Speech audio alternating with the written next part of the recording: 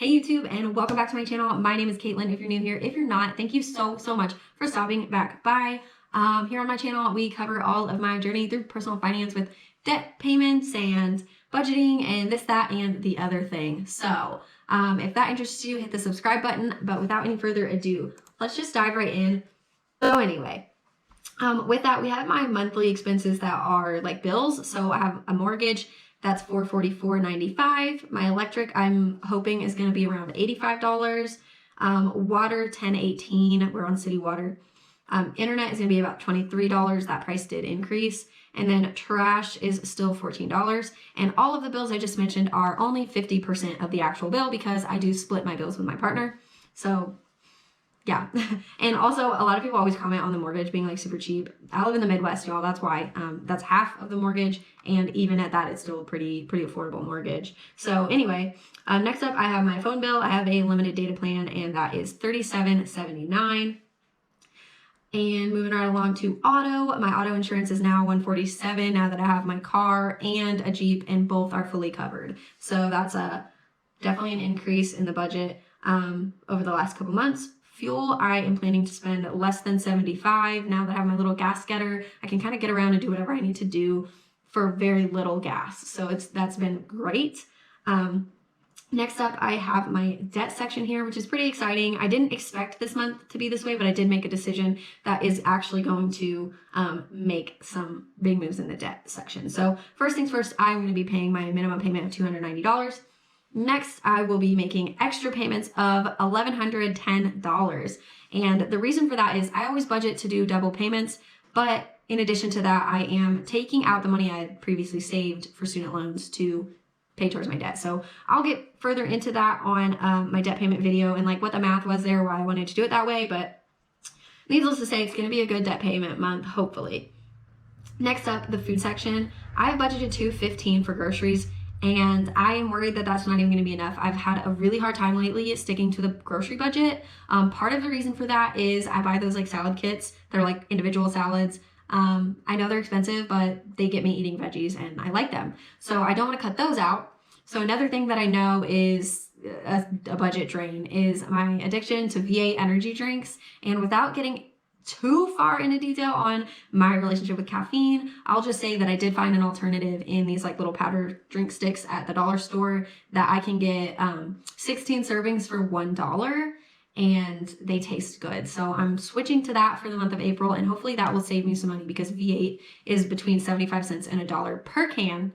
So needing one a day adds up really quickly, especially if Trav drinks some of them, which he does like them. So we may still buy some, but not very many. But yeah, so that's a couple things. The other thing that really kills my grocery budget is that sometimes I shop at Dollar General, which is just more expensive. So I'm going to try my best not to do that and to shop where I can get discounts and everything, like bigger stores. So that's that with the grocery budget. For restaurants or eating out or whatever, I still have $50 there. I do expect to spend that with Travis. It's springtime. Nice to eat out. Entertainment-wise, these are my subscriptions. Nothing has changed, and I don't really anticipate it changing in the next few months, but I have Spotify, Amazon Prime, Paramount Plus, Hulu, and a podcast that I subscribe to on Substack. And next up, we have the miscellaneous section here. I've got $25 earmarked to donate for a humane society. I don't know which one, but it'll be something around my area. Next up is household and toiletries. I've got $70 there. That's usually a pretty good amount for what we spend for the household. Sometimes it's a little under that, which is great. But I did move my toiletries there, so now $70 really usually covers that pretty well. Personal spending, I actually plan to buy a pair of running shoes because believe it or not, I am wearing a $5 pair of Walmart sneakers, and I've already put at least 200 miles on them. So I really need new running shoes. If you guys caught it back in October, I did a fundraiser where I did kind of a run-a-thon, and it's still the same pair of shoes from back then. So like, I definitely need new shoes, like bad. So I'm going to actually invest in hopefully a pretty good pair of running shoes. And that's what my $70 for personal spending is for.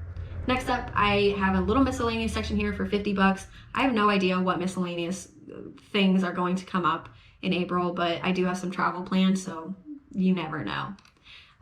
So we'll move over to the sinking funds, savings and sinking funds, I suppose. I am putting $250 into my Roth IRA, and $25 into my brokerage account, and both are invested in long-term index funds, so we're in it for the long haul on those. I have $75 marked for propane savings. If y'all know, propane is very expensive and you don't want to have to fill up your tank unexpectedly with nothing saved, so that's why I have that. My home fund, I've got $200 marked for like home expenses in April, and part of that is probably going to be some gardening supplies, maybe some seeds, maybe some plants, I don't know, but that is $200 for home stuffs, and then anything else will just have to come out of the sinking fund, but anything less I'll put into the sinking fund. Next up, I have $100 marked for vehicle maintenance, and normally I would put that into a sinking fund, but I do actually have to do some maintenance, so I will be changing oil and whatnot for my vehicle in April.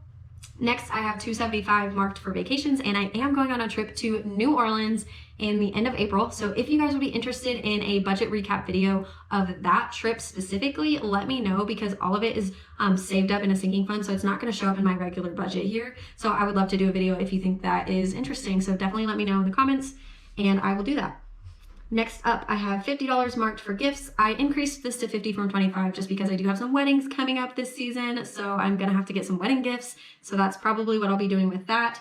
Next up is 75 for the family, and then $100 for my emergency fund.